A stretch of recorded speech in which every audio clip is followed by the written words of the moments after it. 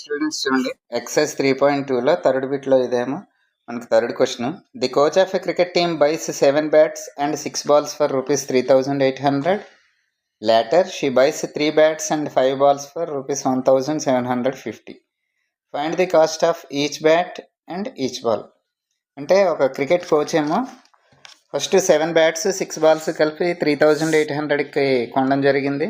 అలాగే తర్వాత she buys 3 bats and 5 balls for rupees 1,750.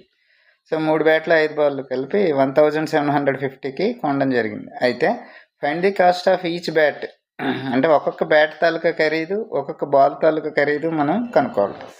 So ఈ ఫైండ్ తర్వాత ఏమున్నాయో మనం వాటిని XY అనుకుంటాం. Find the cost of each bat అన్నారు కాబట్టి let the cost of each bat be rupees x. దాని తాలూకా కాస్ట్ ఎంత తెలియదు కాబట్టి దాన్ని ఎక్స్ అనుకున్నాం. అలాగే let the cost of each ball be rupees y. So ఒక బ్యాట్ తాలూకా కాస్ట్ని ఎక్స్ అని, అలాగే ఒక్కొక్క బాల్ తాలూకా కాస్ట్ని మనం వై అని అనుకున్నాం అనమాట. ఇప్పుడు చూడండి, ఫస్ట్ మనకి కేస్ 1లో ఏం చెప్పారు, ఫస్ట్ ఎన్ని కొన్నారు వాళ్ళు, cost of 7 bats and 6 balls for rupees 3,000. Total cost of 7 bats and 6 balls is equal to ఎంత ఇచ్చారు మనకి, రూపీస్ 3,800. సో 7 bats కొన్నారు, ఒక్కొక్క బ్యాటు X రూపీస్, అంటే టోటల్ ఏమవుతుంది 7X. అలాగే 6 balls ఒక్కొక్క బాల్ Y రూపీస్ అంటే 6Y. సో టోటల్గా 7X + 6Y is equal to 3,800. Let it be equation number 1. అలాగే కేస్ 2 చూస్తే, అంటే సెకండ్ స్టేట్మెంట్ చూస్తే, ఇందులోనే కాస్ట్ ఆఫ్ అంటే టోటల్ కాస్ట్ ఆఫ్ ఈసారి 3 bats అండ్ 5 balls అంటే 3 bats 5 ballsని కలిపి ఎంత కొనడం జరిగింది, రూపీస్ 1,750. 3 bats ఒక్కొక్క బ్యాట్ X రూపీస్ కాబట్టి 3 bats అంటే 3X, ఒక్కొక్క బాల్ Y రూపీస్ 5 balls అంటే 5Y is equal to 1,750.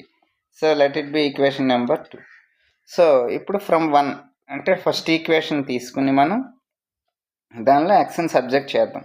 First equation ఏంటి మనకి, 7X + 6Y is equal to 3,800. Xని సబ్జెక్ట్ చేద్దాం అనుకున్నాం కాబట్టి ఈ Yని అటువైపు సెండ్ చేస్తే +6Y అటువైపు వెళ్తే ఏమవుతుందంటే -6Y అవుతుంది. ఇంటూ 7 అటువైపు వెళ్తే /7. 3,800 - 6Y/7. సో ఇది మనకి X తాలూకా వాల్యూ. ఇప్పుడు ఏం చేస్తామంటే ఈ X తాలూకా వాల్యూని తీసుకెళ్ళి మనం సెకండ్ ఈక్వేషన్లో సబ్స్టిట్యూషన్ చేయాలి. కాబట్టి సబ్స్టిట్యూట్ X ఇన్ 2, X వాల్యూని సెకండ్ ఈక్వేషన్లో వేద్దాం. ఓకేనా. సెకండ్ ఈక్వేషన్ ఏంటి మనకి, 3X + 5Y is equal to 1,750.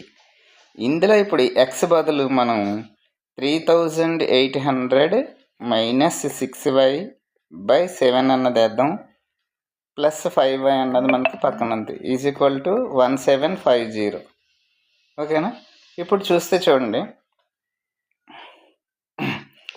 3,800 × 3 ఈ రెండు మనం ఇంటూ చేసినట్లయితే మనకి ఎంత వస్తుంది, 11,400 - 3 6 18Y/7 +5Y is equal to 1,750.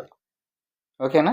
ఇప్పుడు చూడండి, 11,400 - 18Y ఇంటూ ఈ రెండు ఇంటూ చేస్తే 7 5 35Y /7 ఈజ్ ఈక్వల్ టు 1,750. ఓకేనా. ఇప్పుడు 11,400 - 18Y + 35Y అంటే మనకి ఎంత వస్తుంది, +17Y వస్తుంది, /7 ఈజ్ ఈక్వల్ టు 1750.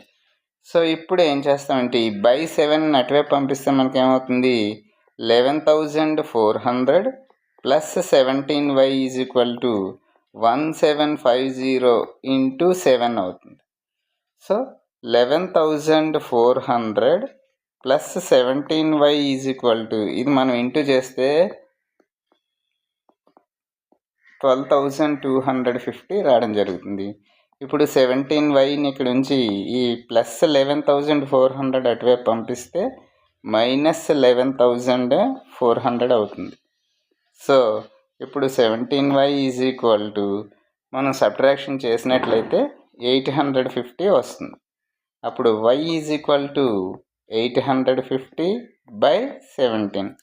సో ఇప్పుడు 17 టేబుల్లో 85 5 టైమ్స్ పోతుంది కాబట్టి y ఈజ్ ఈక్వల్ టు 50 ఇలా వస్తుంది. అంటే 17 5s అండ్ 050. సో ఇప్పుడు ఈ y విలువను తీసుకెళ్ళి మనం ఫస్ట్ ఈక్వేషన్లో సబ్స్టిట్యూషన్ చేద్దాం. Substitute y in 1. So y వాల్యూని ఫస్ట్ ఈక్వేషన్లో వేద్దాం. మనకి ఫస్ట్ ఈక్వేషన్ ఏంటుంది ఇక్కడ 7x plus 6y is equal to 3,800. 7x plus 6y is equal to 3,800. ఇందులో ఈ y బదులు మనం 50 వేద్దాం. 6 ఇక్కడ y బదులు 50 ఈజ్ ఈక్వల్ టు 3,800.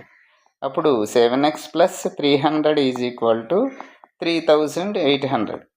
అప్పుడు ఈ ప్లస్ 300 అన్నది అటువైపు వెళ్తే మైనస్ 300 అవుతుంది. అప్పుడు 7x ఈజ్ ఈక్వల్ టు 3,500. అప్పుడు x is equal to 3,500/7. So ఇది కట్ చేసినట్లయితే x is equal to 7 5s పక్కనే 2 zeros. So x is equal to మనకి ఎంత వచ్చింది 500.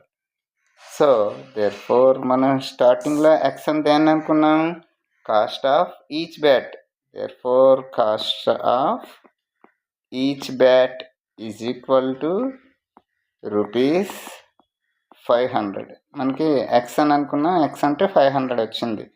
అలాగే కాస్ట్ ఆఫ్ ఈచ్ బాల్, మనం బాల్ని y అనుకున్నాం కానీ మనకి y అంటే ఎంత వచ్చింది 50 కాబట్టి రూపీస్ 50. సో కాస్త ఈ రెండు వాల్యూస్ మీరు తీసుకెళ్ళి ఫస్ట్ ఈక్వేషన్లో వస్తే టోటల్ కాస్ట్ 3,800 అన్నదే రావడం జరుగుతుంది. ఓకేనా? ఓకే స్టూడెంట్స్ చూడండి, ఇది ఎక్సర్సైజ్ 3.2లో థర్డ్ బిట్లో 4th సమ్. సో ఇక్కడ ఏంటి ఇవ్వడం జరిగిందంటే the taxi charges in a city consist of fixed charge together with the charge for the distance covered. అంటే ఏంటి ఫిక్స్డ్ ఛార్జ్ అంటే ఇక్కడ ఏంటంటే మనం ఆటో బుక్ చేసినందుకు వాడు తీసుకునే ఛార్జ్ ఫిక్స్డ్ ఛార్జ్ అనమాట. ఆ తర్వాత మనం ఎంత దూరం ట్రావెల్ చేస్తామో ఆ దూరాన్ని బట్టి వాడు వేరే కిలోమీటర్కి ఎంత అని చెప్పేసి తీసుకుంటాడు. సో అవి ఇక్కడ ఇచ్చిన రెండు fixed charge and charge for the distance covered అంటే అవి fixed charge for distance covered అంటే అవి.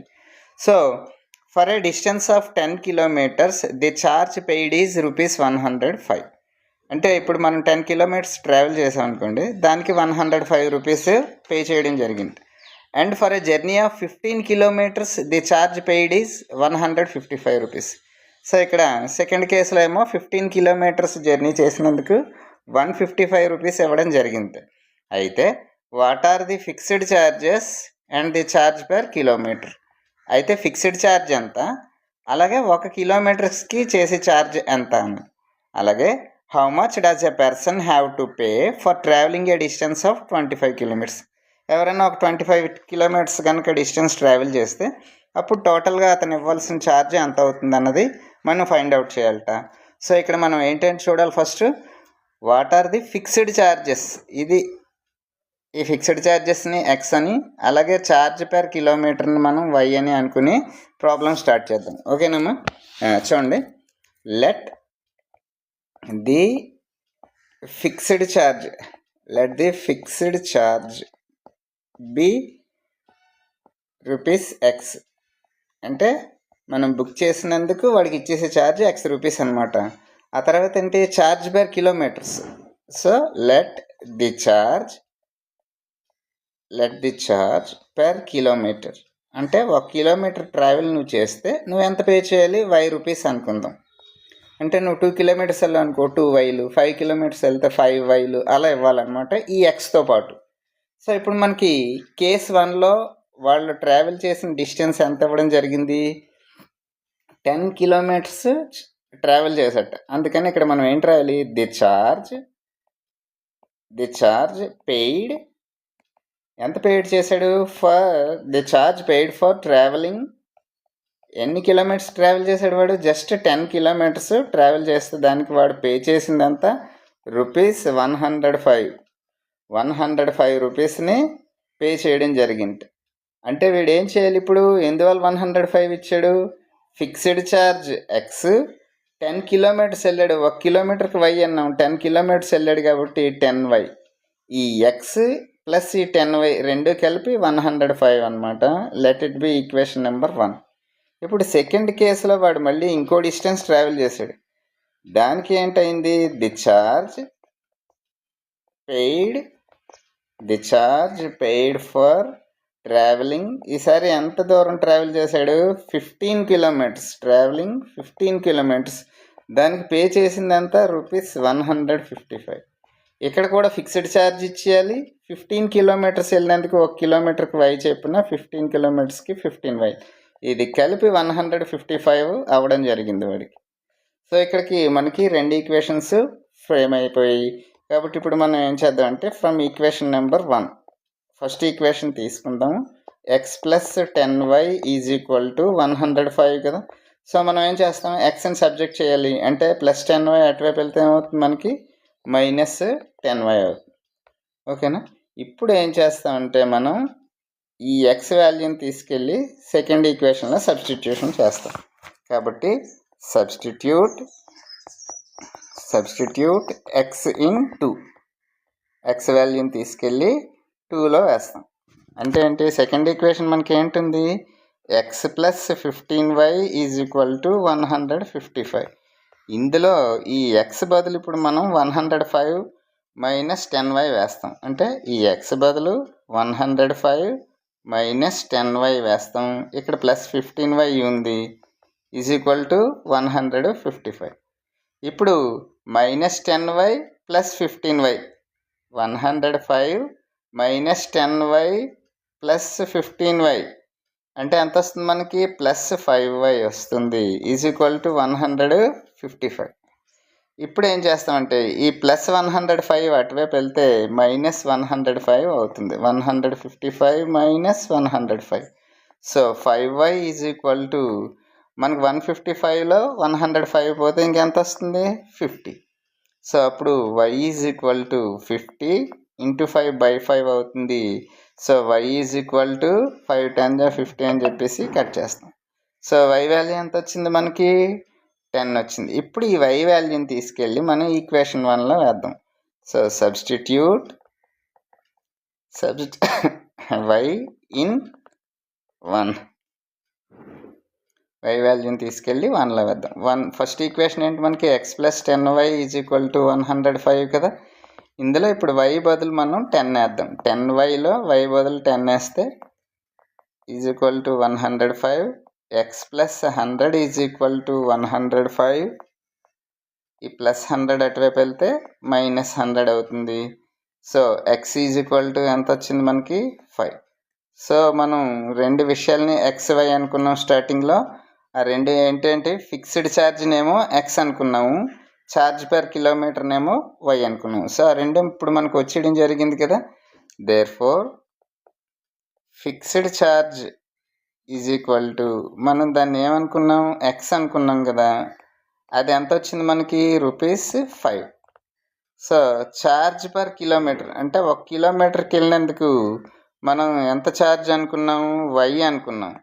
సో వై అంటే ఇప్పుడు మనకి ఎంత వచ్చింది, 10 వచ్చింది, ₹10. ఇప్పుడు మనకి లాస్ట్లో మళ్ళీ ఒక క్వశ్చన్ అడగడం జరిగింది. ఏంటంటే, how much does A person have to pay for travelling a distance of 25 kilometres. అంటే ఒక వ్యక్తి 25 కిలోమీటర్స్ ట్రావెల్ చేస్తే అతను ఎంత పే చేయవలసి ఉంటుంది. So charge to be paid for travelling 25 kilometres. అంటే 25 కిలోమీటర్స్ కనుక మనం వెళ్తే దానికి ఎంత పే చేయాలి? ఫిక్స్డ్ ఛార్జ్ పే చేయాలి. కిలోమీటర్కి వై చెప్పిన 25 కిలోమీటర్స్కి 25 కదా. మనకి ఫిక్స్డ్ ఛార్జ్ ఎంత? 5. 25 కిలోమీటర్స్కి 1 కిలోమీటర్కి 10 అని తెలిసింది కాబట్టి 25 కిలోమీటర్స్కి 25 tens. So 5 + 250 that is equal to ₹255. So 25 kilometres ఎవరైనా ట్రావెల్ చేస్తే ఈ లెక్క ప్రకారం ₹255 పే చేయాలి. ఓకేనా?